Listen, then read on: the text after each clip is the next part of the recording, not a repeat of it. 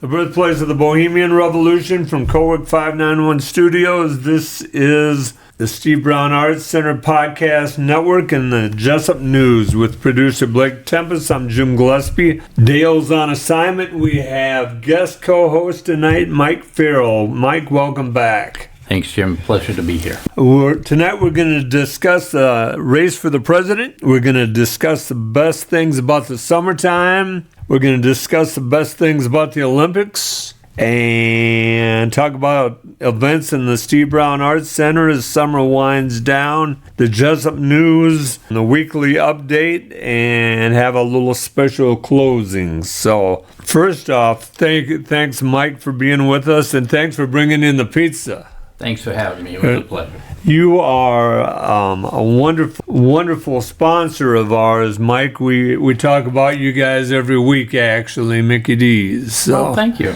Yeah, thank you. So how many events do you guys have left for this summer? Well, we're going to be over in Cedar Falls this weekend at Antique Acres. We will be at the fireworks show in Vinton. I think it's the 24th. We will be at Waterloo food truck show, the 1st, and we have a wedding. We are going to cater a wedding for a couple in Waterloo. They actually live in Texas, but their parents are from LaPorte, and they're getting married in Iowa.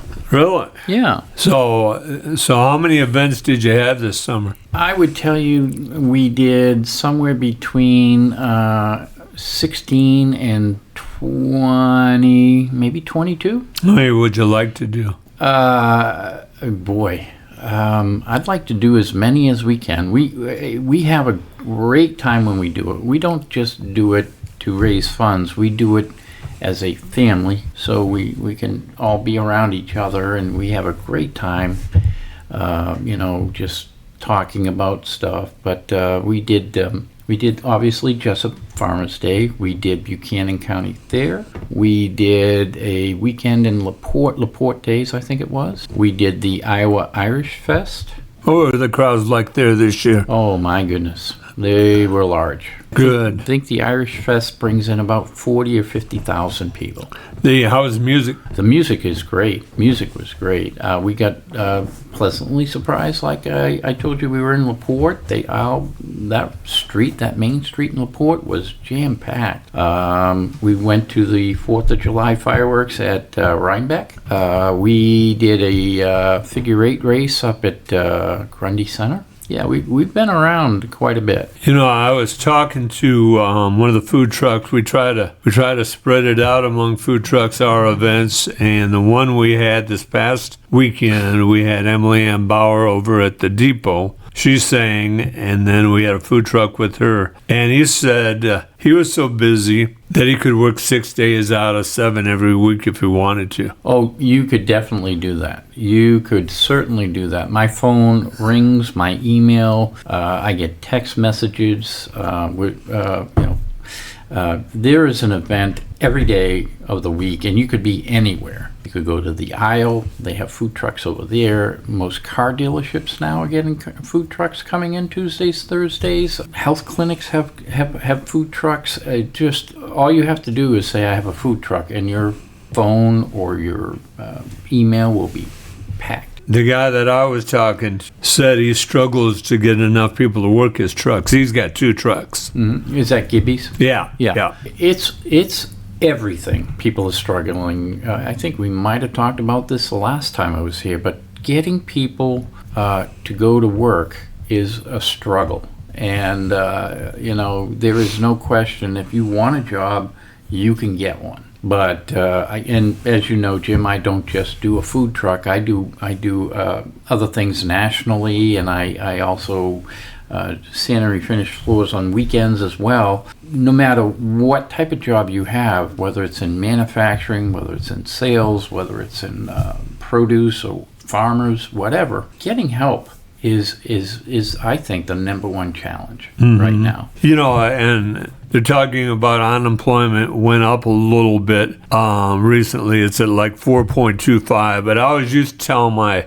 students anything under 5 is like zero unemployment. People aren't taking jobs because there's plenty of jobs out there. There's a lot of jobs. Yeah. There's, and as we just discussed, I mean, it just doesn't seem like there are enough people to fill those jobs.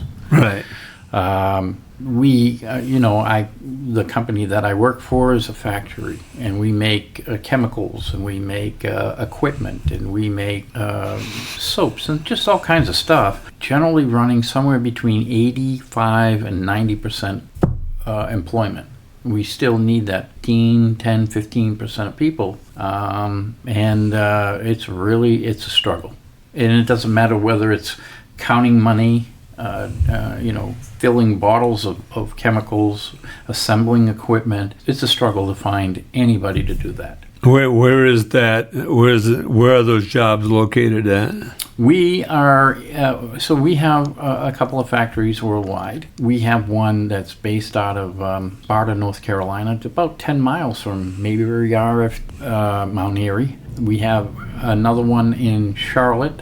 We have a location in England, and we have locations in Japan, and it is not just the United States, it's worldwide. Mm-hmm. It is worldwide, the challenge. Interesting. Well, maybe we'll talk some more about that as we talk about the upcoming election here. This is Steve Brown Arts Center Podcast Network. I'm Jim Gillespie with guest co-host Mike Farrell and producer Blake Tempus. Are you a political watcher? Do you enjoy watching the political athletes? I am. I'm not very vocal, except to my immediate family about that. But yes, I've been very interested in politics since in Carter's latter years, but definitely when Reagan came to office, I became very, very involved. All right. So my first election I voted in was the Reagan-Carter election. That was the first one that I was eligible to vote in. Yep. So I'd have been 18 my freshman year in college is what I was. So I didn't get to vote in 1980. I would have been 16. I was born in 64, but I did vote for the 84 election. But mm-hmm. I was in the Army in 82, and I became more aware of politics at that point in time. Yeah. So that was Reagan versus Mondale, wasn't it? Right. Yeah. And the female there, vice president, what was her name? That was... what was her name? Was she a senator from Michigan or Minnesota or something to that effect? Yeah, I remember that too. I'm ashamed to say I don't remember her. Shirley Chisholm was the African-American lady running a couple times, mm-hmm. but she was running for president. But the one that you're talking about that ran with Mondale was a white woman that was in the Senate, and I can't remember her name. So let's talk a little bit. What are your thoughts on J.D. Vance and Waltz from Minnesota? Geraldine Ferraro. Ferraro, there we go. Yeah. Where was she from, Blake? New York. New York, yeah. Was she born there? Newburgh? Yeah, that's about 30 miles outside of New York City. Okay. More of an upstate area. I think they're both quality people. It really is, a chocolate and vanilla. I think that there's distinction between both of them, right? Mm-hmm. Ready for that one, but I had some thoughts about the riots or the protests, shall we say, in Minnesota back in 21. I thought that they could have been handled a little different. I don't really know much about Vance. I do know he's a self-made type man. I think he was some sort of a day trader or somebody that worked stock market type of fella or something to that effect.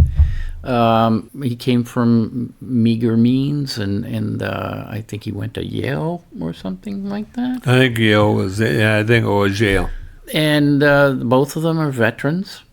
which I'm very pleased to know that. I think that gives, I think everybody should be a veteran or at least serve a couple of years. It gives you that kind of grounding and appreciation for the country. And I'm glad that both of them have done that. I'm going to be very interested when they finally, although the vice president doesn't have a lot to say about policy, I want to hear what they both have to say about their prospective views. Mm-hmm. I'm waiting to hear that. I haven't heard much from either side, so I'm waiting to hear that. Yeah, I'm with you. I'm glad they both were in the military. It wouldn't be a bad thing. Israel does it where there's universal military when you're, what, is it 2 years in Israel? It is a 2-year commitment. So is it when you turn 18 to 20 or 16 to 18? I think it's 18 to 20. Yeah, and I there is I'm not sure if it's Sweden or Denmark or one of those countries that you have to do a 2-year stint as well. And not everybody who's in the military runs around with a gun in the woods. Okay, the military has all kinds of. You can be a news reporter, you can be a weatherman, you could be a whatever. But I think what it does is it gives us the people there an understanding and appreciation for the liberties and freedoms that we have here in this country. Yeah, I see that. You talk about how Walz handled the protest back in 21. I've listened to him talk about that, and his claim of why he didn't call in the National Guard was the guys he would have been calling in would have been cooks and that, it is, was it political? Maybe it's political talk too. Maybe he regrets it, but he can't say it now. Right. And won't say it. If you listen, the thing that I like to do, and I listen after I heard he was a teacher for so long, a teacher and a coach. I listened to him. He sounds just like a teacher. Does he? I mean, the stuff that he says is like he's standing in front of the classroom talking to his kids. It's a benefit, but if the wrong person is listening, and it could be a detriment to them. And more recently, people don't get as excited as they used to with Trump and Biden. They haven't been butchered for their conversational skills. What kind of a rabbit hole do you want to go down? Do you think our current president has his faculties? I'll just go there. I don't have a doubt he has his faculties. It's sort of like you and I, and maybe me more than you. I struggle to remember things. Yes, absolutely. I'm 62 years old, 63 years old now, I guess. And heck, I can't even remember my own age, Mike. So I understand it's difficult for an 80-year-old, and I think he's surrounded by good people. I think he was pushed out. There's no doubt about it. But he was smart enough to realize to get out. And I watched that debate and thought there's no way this man should be our next. He should be running again. He told people that he wasn't going to run again when he was first elected. And that's what disappointed me. And I thought, well, the Democrats are going to take a pounding this time. Mm-hmm.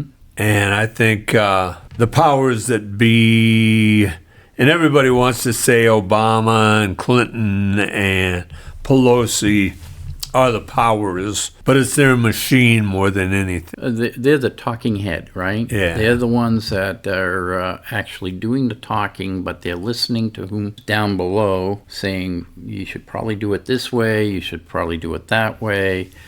And to speak to the 80-year-old, he might be 80, but you can find some 60-year-olds that are not as astute as some 80-year-olds, right? Right. Well, we were talking about your mother goes to work, she every 82 morning. years ago, goes to work 5 to 5 every day, Absolutely. So, Yeah, so you're right.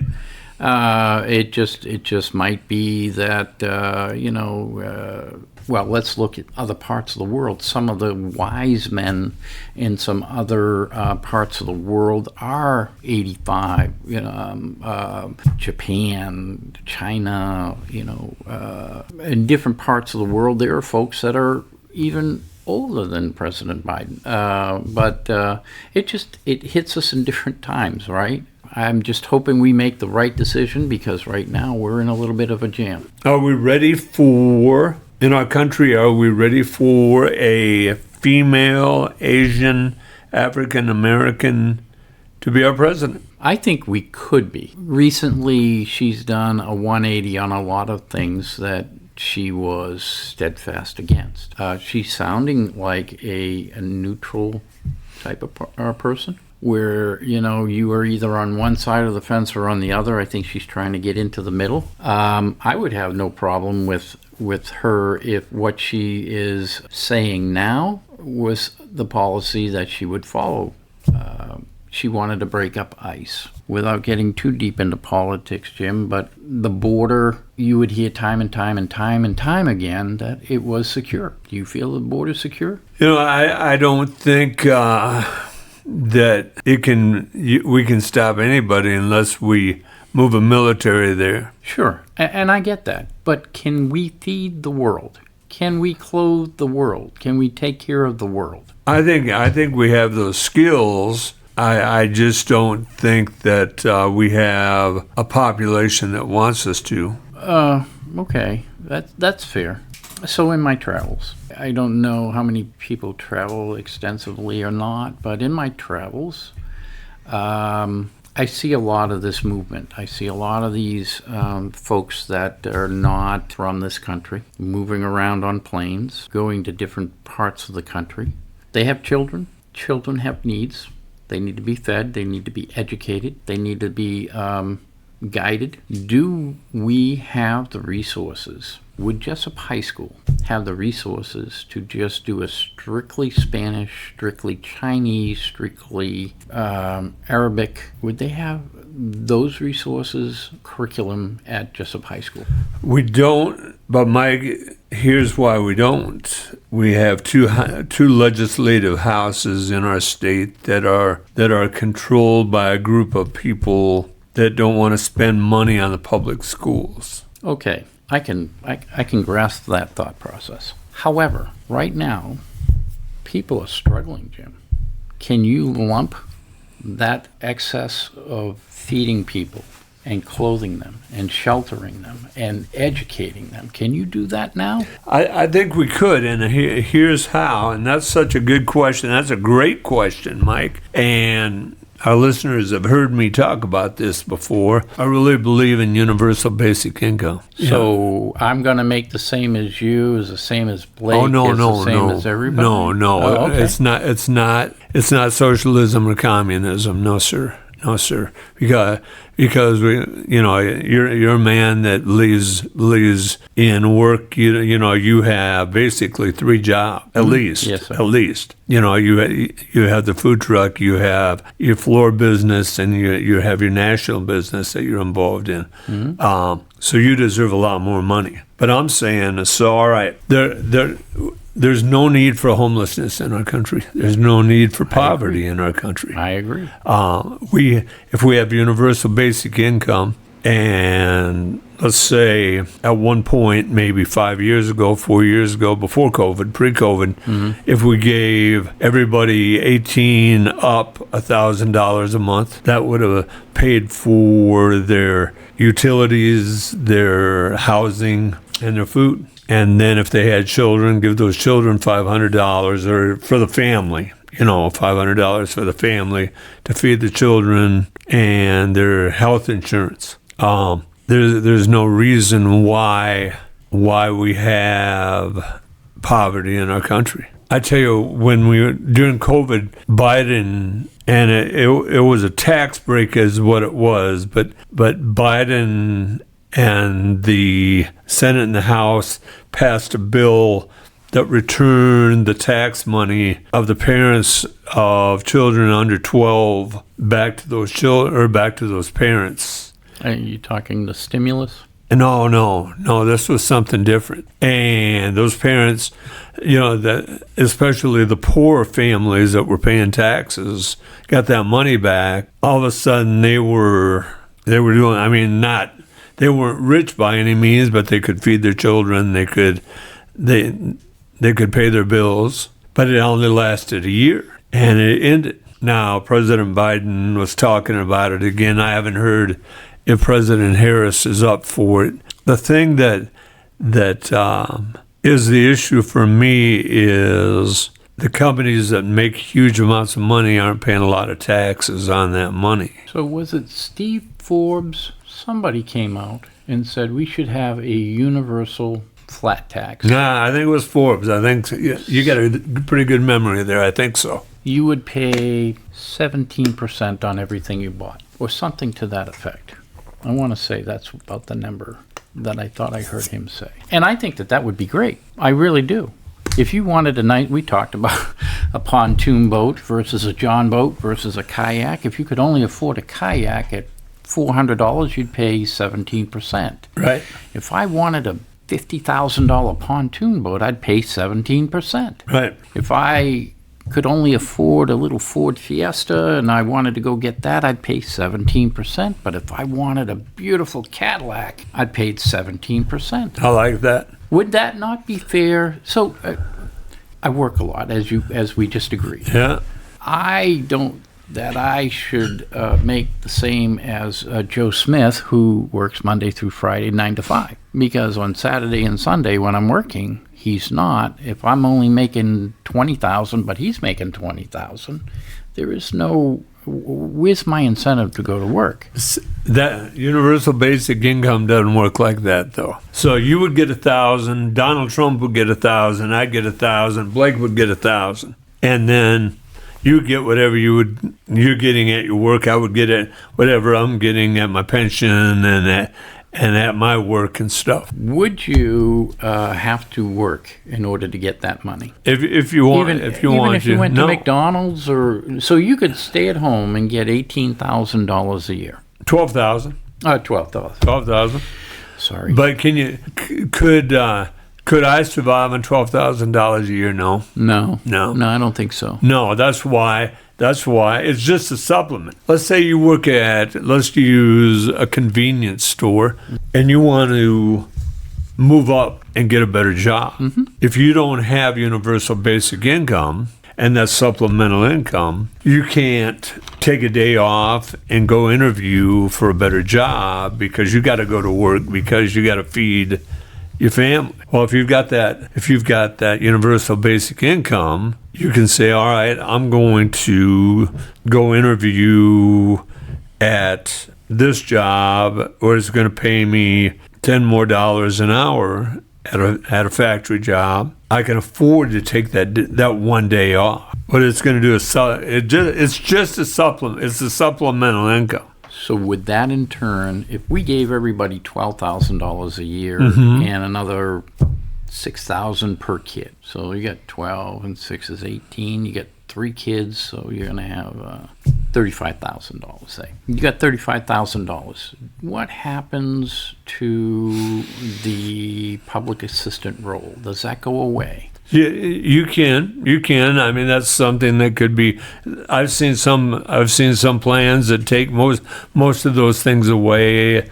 I've seen some plans that say, okay, you're about ready to go on Social Security if you wanted to. Right, yeah. Mm-hmm. Soon as you get old enough to take Social Security, you go off the UBI and you get Social Security. So would this be a permanent thing? I think Clinton in 91 or 92, didn't he come out with a program that you could only have 5 years of public assistance? I believe that's what. Would you limit this? Would you say this would be a lifetime thing? Well, it is.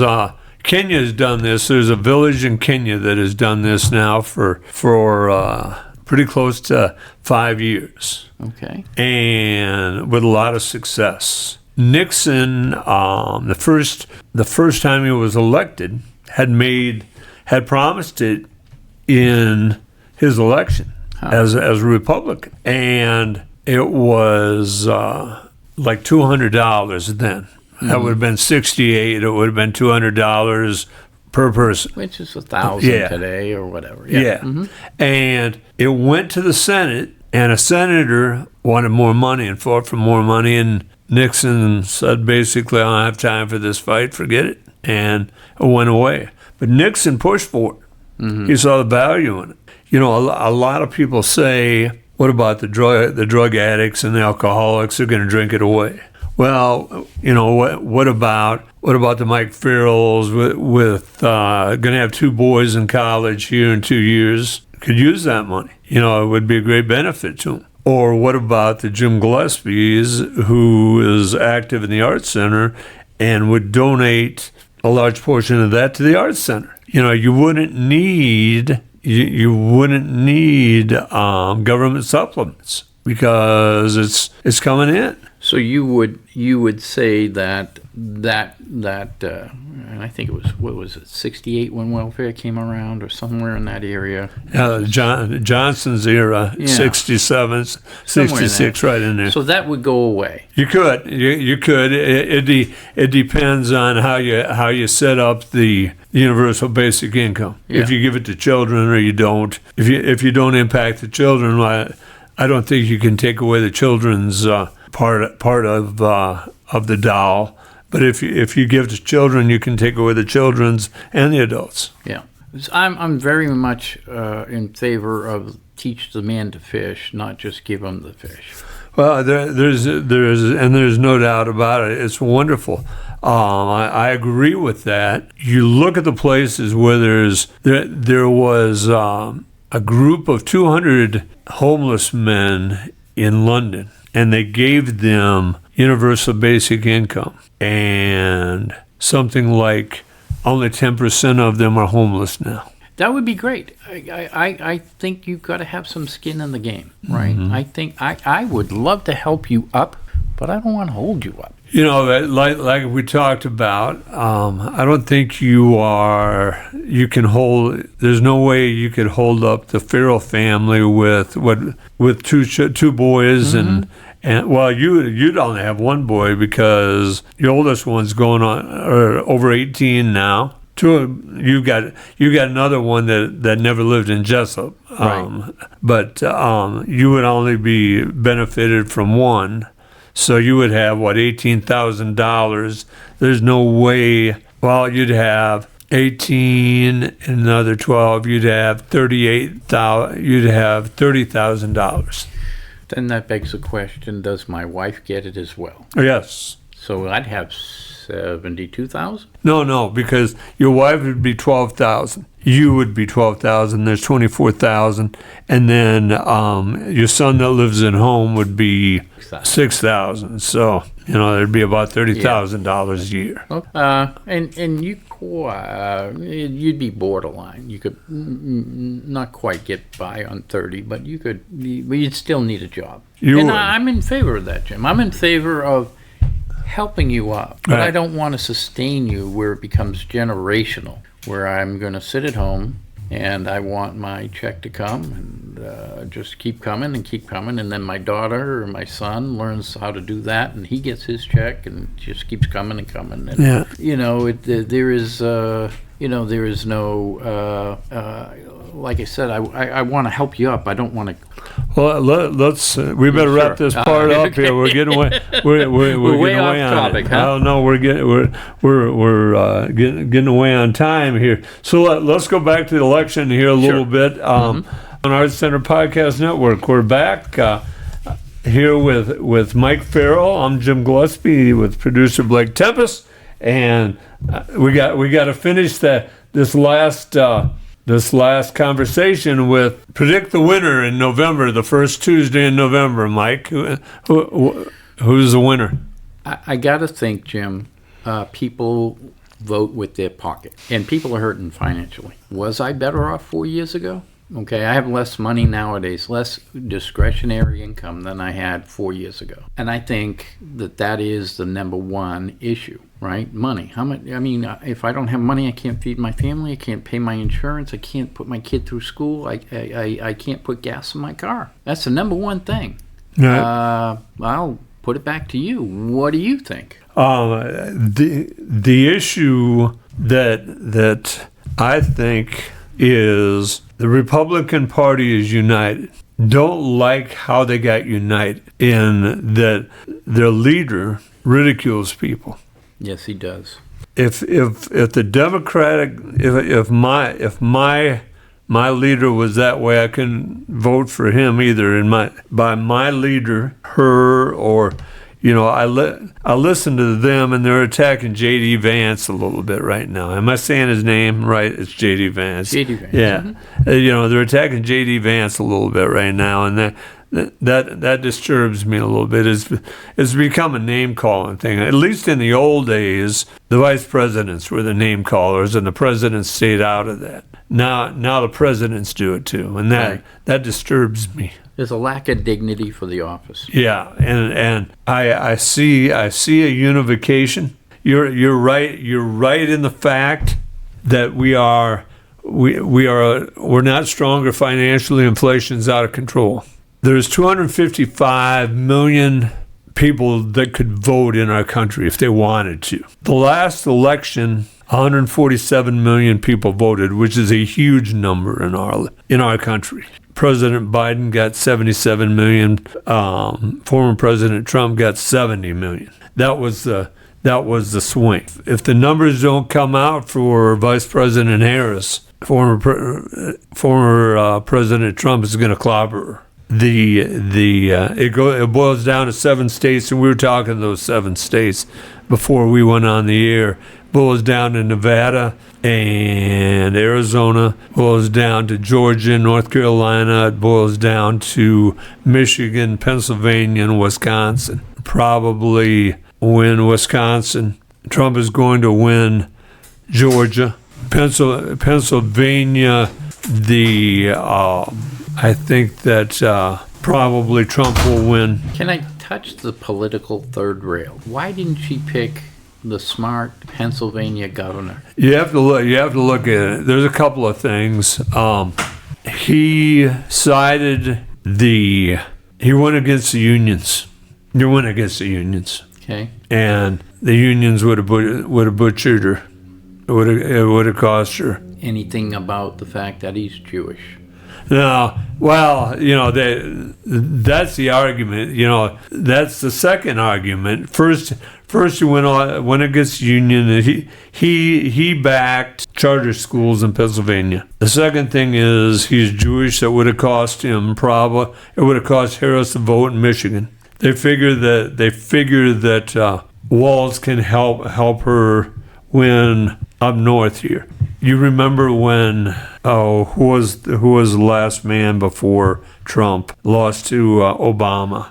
Romney. Romney chose Ryan from Wisconsin. Right, yeah. Lost Wisconsin. The vice president, I'm not convinced the vice president wins you anything or loses you anything. You would think that he would have brought that state. You would think so. Just like maybe Mark Kelly. The fella down in Arizona. I really thought it was going to be Kelly, actually. Yeah. Okay. Yeah. I think that might have been. I mean, you already have Minnesota, right? If you win Arizona, well, I thought Kelly would have been the smarter, more kind of a more gray, neutral type of guy, less of a legal lightning rod, so to speak. Right. Yeah, I know. But you also. His wife was the representative that was shot down there. Was it Kathy Gifford? Gabby Gifford. Gabby Gifford. Yeah. And so it was going to be a Second Amendment fight, I'm afraid. And I'm not convinced they wanted that fight in the election. There had to be another reason for that, but that might have been, I think it would have benefited her after the election. I'm not convinced it would have benefited her during the election. All right, so let's get both of us say Trump's going to win the election right now. Yeah, we're going to have part 2. Can we do a part 2 break? We'll do it sometime. Well, maybe around September. Yeah. Okay. I'm trying to get this open. All right. So then let's go on. Summer's about over, Mike. Let's talk about Your favorite parts of the summer Oh boy. in Iowa. In Iowa. I think one of my favorite parts of the summer in Iowa is that the days are longer and people are out. And you can see it nationwide, but people are out and about, and the fields are starting to grow food and grow corn and beans, and people are just out, very friendly, waving at you as you go by. So the combination of the days are longer and the people are out is kind of what I like about Iowa in the summer. Very good. All right, here are my top 10 reasons why I love the summer in Iowa. In Iowa. In Iowa. Okay. Number 10, the fresh air. Yes, absolutely. Fresh air. And clear nights. Right? Yes. Number 9, the long walks. You know, like you say, people are out. I love to be outside in the summertime. You can't beat the summertime in Iowa. You know, as bad as the winters are, the summers are that good. Yeah. Summer clothes. You don't have, you know, I wear shorts from May 1st to November 1st. Shorts and a t-shirt. And Shorts. maybe sandals. It's not a lot. That's right. You don't have to take off layers. You just got a shorts, t-shirt, and sandals. I get it. Yep. That was number 7. Number 6, the pretty gardens. You know, flowers are in bloom. Yeah, Absolutely. the flower, and I'm not talking just the gardens because the corn and the beans. Yeah. The green of Iowa is beautiful. Can I stump you with a question? Yes. So I moved here in 2017. Do you know why Iowa is so humid? Because of the corn, because of the lush green. The corn sweats. Yes. And I asked a farmer friend of mine. He had no idea. I had learned it basically by listening to the weatherman. Yeah.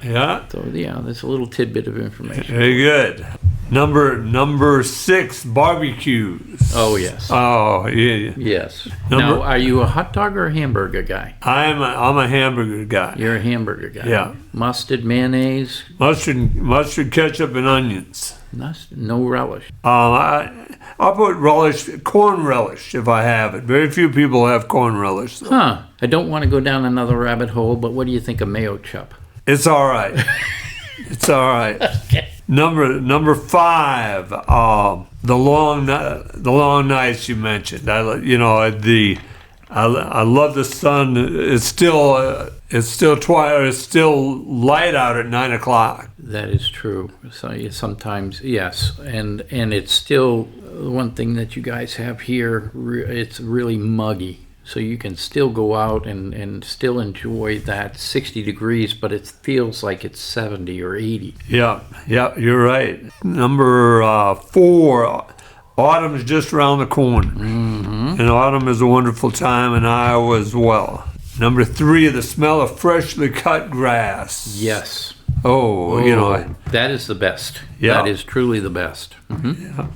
Number 2, an ice cold drink be it ice cold pop, ice water, and ice cold beer, whatever. Right. In the middle of the summertime. Absolutely. Absolutely. Is the best. Is the best. And number 1, the greatest thing in Iowa in the summertime is kayak fishing. Is the best. You're away from the bugs. The sun is shining on you. If you want to cool off, you can jump in the water. You can have a cold drink with you. You can fish. You're away from the phone. You're away from people.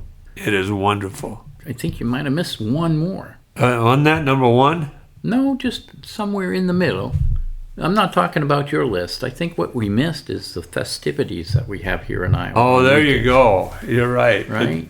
The different festivals are. There's so many, and it starts Memorial Day and it runs past Labor Day. Yeah. There's a lot of festivals. There's a lot of festivals. There's a lot of different places that you can go. When I first moved here, obviously, again, I'm from Boston. There's something to do 24 hours a day, 7 days a week. But there's a ton of festivals, and then you go right into apple picking season, and you go into just getting ready for the holiday season before it starts all over again in January and February and March. But there's a ton of festivals here in Iowa.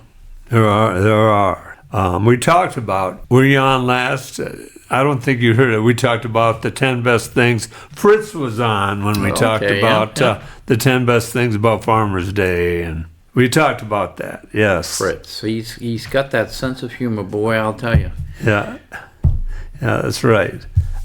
This is Steve Brown Arts Center Podcast Network. I'm Jim Gillespie with Mike Farrell. Mike talked about, as we talked about him being on air with us, we talked about the Olympics. And what's your number one memory of the Olympics this year? I was very impressed with Simone Biles. She's 27 years old in a sport that is 10, 12, 14-year-old. And she was bouncing around out there like she was 14. Very impressed with that.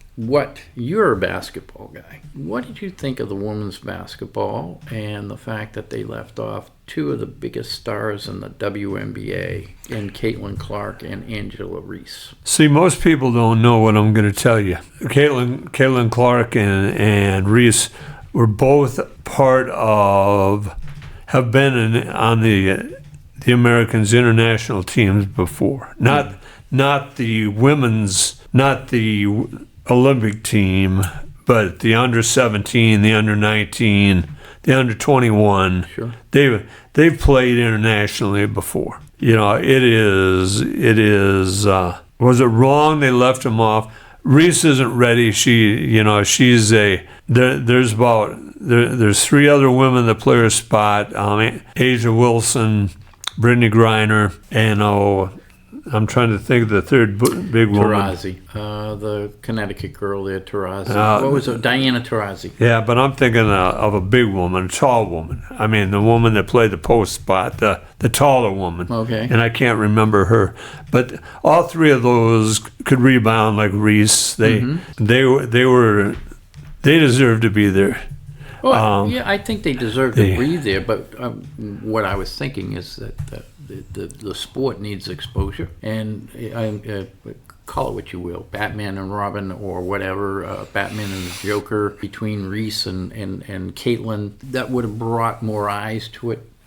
But I'm going away from the original point. I have connections in that world. I know the former Irish national coach, and he's been talking about Caitlin Clark for 5 years. Sure. He's seen her in international competition playing. She's known. I'm not convinced it wasn't good for her to have those 20 days off. She's been playing. She's been playing forever. A little time off isn't bad. She didn't need more pressure like that. You know, I know we sit in the middle of 5 million Iowans here as we talk, but if she deserves to be there, she'll be there next time. Oh, for sure. So for sure. Did you happen to watch the men's water polo team? I watched the first game they played in the Olympics. Incredible athletes. You know, the violence that takes place under the water is remarkable. Is the pool 10 feet deep? I always wondered that. I mean, it's got to be a pool that is made 10 feet for the entirety. You know, most pools gradually incline, and that pool has to be 10 feet all the way across. Does it not?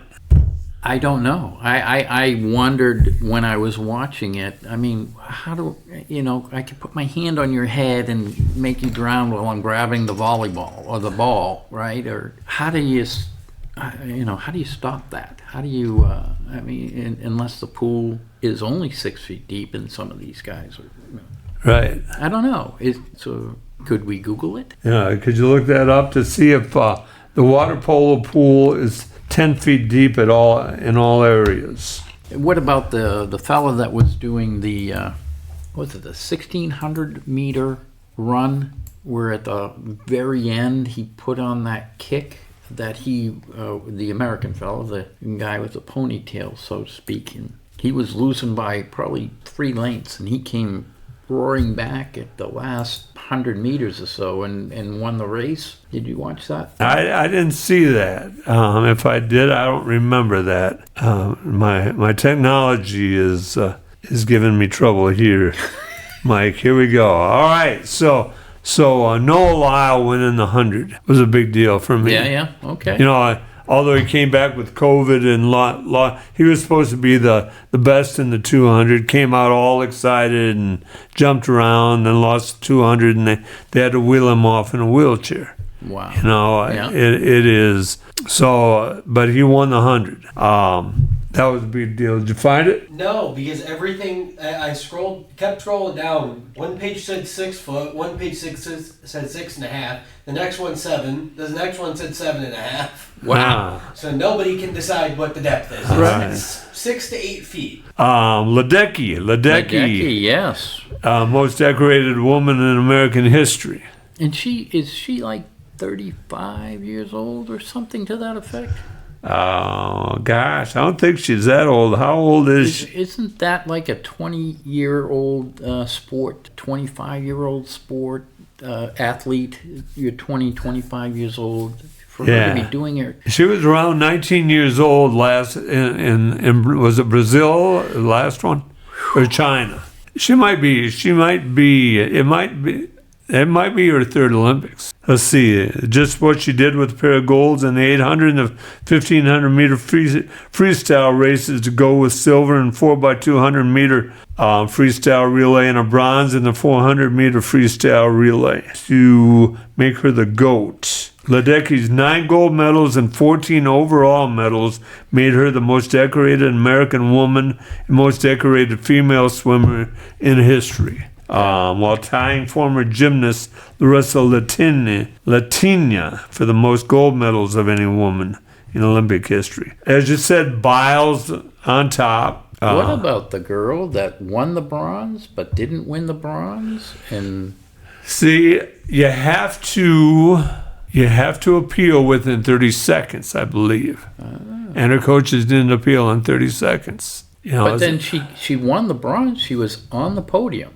Yeah, but she's going to, last I saw, she's going to give the medal in a ceremony. Where is that woman from? Was she Hungarian or Bulgarian? Might have been a Bulgarian. Yeah, and she's in a ceremony this fall. She's going to give the bronze to that woman. So that's a good one.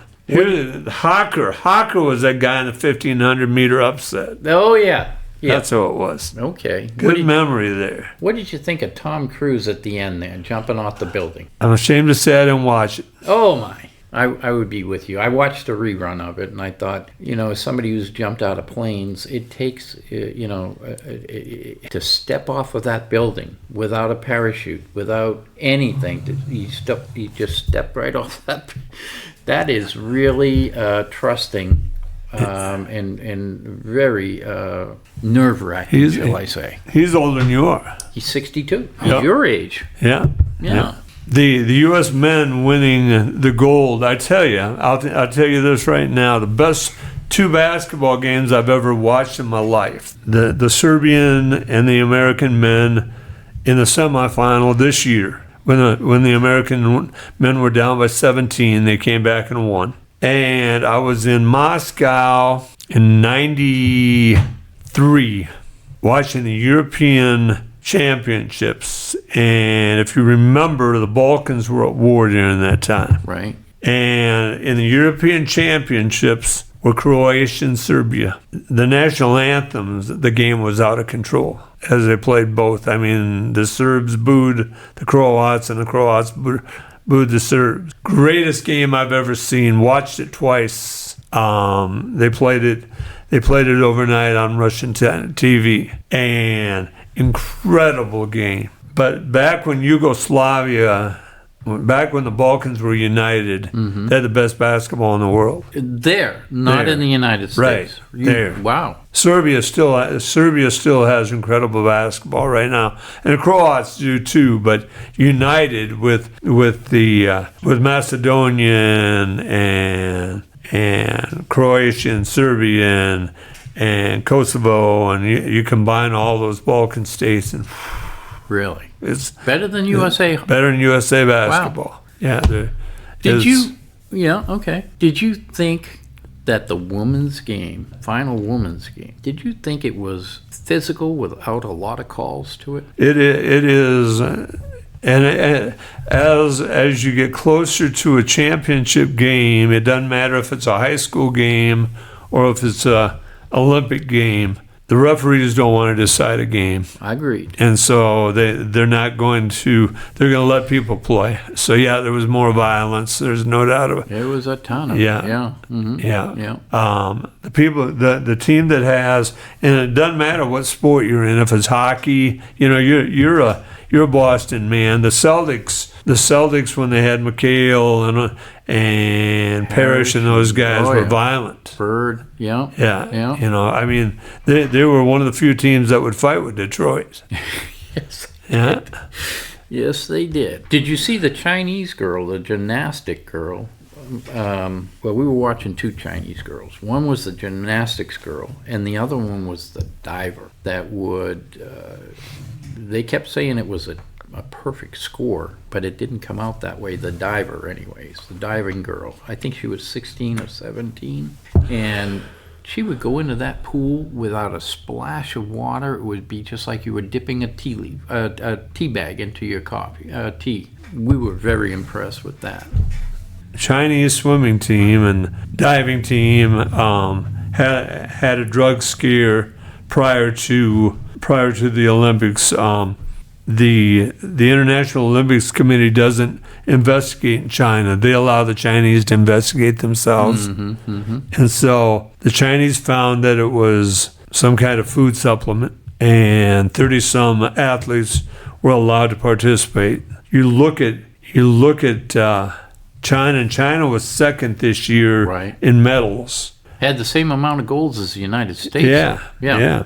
And part of that is the drug problems that former Soviet Union, the Russians, have went through. So many of those people had to compete under I forget what they call that group. I want to say AIN, but that's not what it is. But some of them competed. But China, you look at the former communist countries or the communist countries, it was their way to show how they cared about their culture and their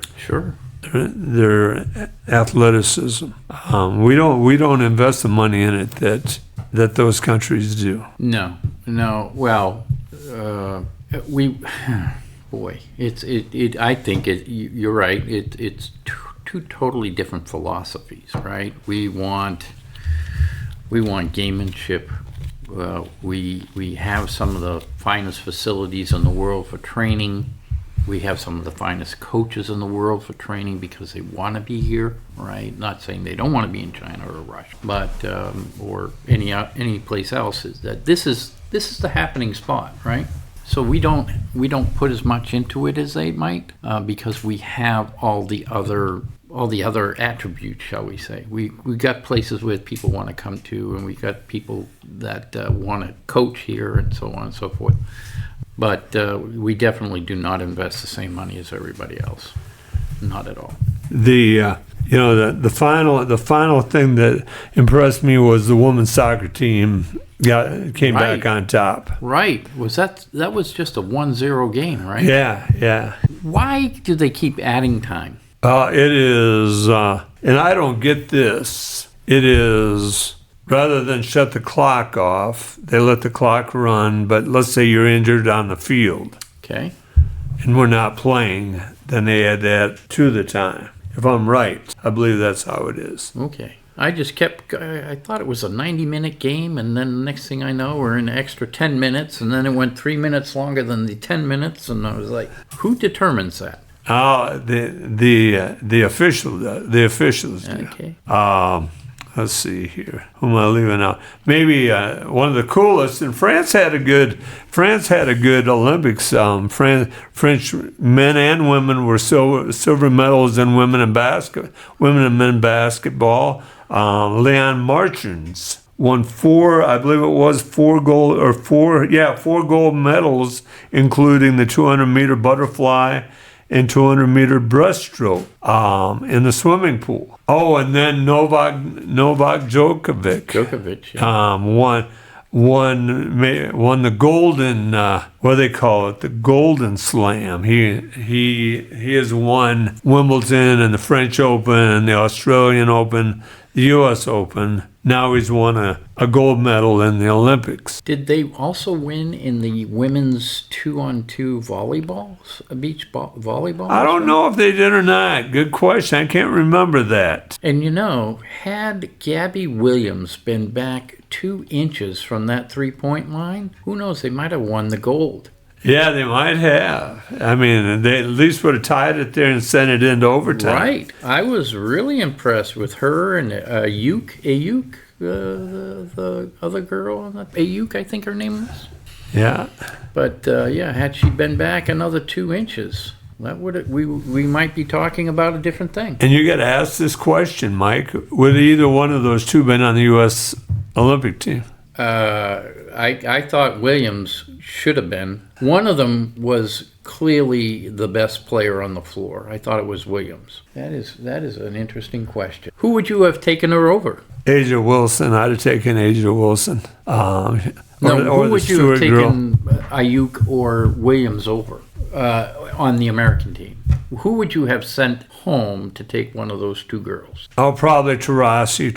That was Taurasi's 6 gold medals in Olympics. But part of that is Taurasi's played all over the world, and she was along as much as a coach as anything. Right. And now everybody's saying is that in the next Olympics, Caitlin Clark will take Taurasi's spot. I definitely think so. Yeah. All right. Okay, what else you got for us tonight? Quickly running out of time, I wanted to talk about why we end the show with little victories. Each show I end with remember each day is about little victories. Well, little victories is a song by I believe his name is David Knight.